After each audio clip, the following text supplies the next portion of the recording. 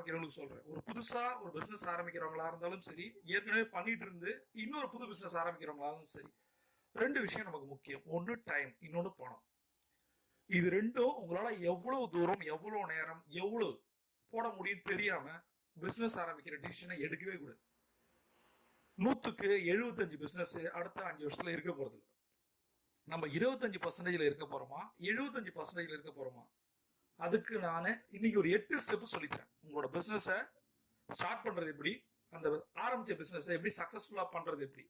ஒரு குட்டி பிசினஸ் வச்சுப்போம். பாயிண்ட் நம்பர் 1, மைண்ட் செட் தான் உங்களை ஜெயிக்க வைக்கும் அப்படின்னு நான் நம்புறேன். சரியா? நிறைய பேர் பார்க்கும்போது ஃபார்ச்சூன்ல வரணும், ஃபோர்ப்ஸ்ல வரணும், நான் வந்து நாஸ்டாக் லிஸ்ட் ஆகணும், இந்த கனவுகள் ரொம்ப பிடிச்சிருக்கு எனக்கு. இது உண்மைதான், அவங்களால முடியும். யார் வேணா கனவு கண்டா முடியும். பட் இந்த ஓவர் நைட் சக்சஸ் இல்லை. புரியுதா? ஒரே நாள்ல நீங்க பெரிய ஆள் ஆயிட முடியாது. நீங்க வந்து ஒரு பிசினஸ் மேகசின்ல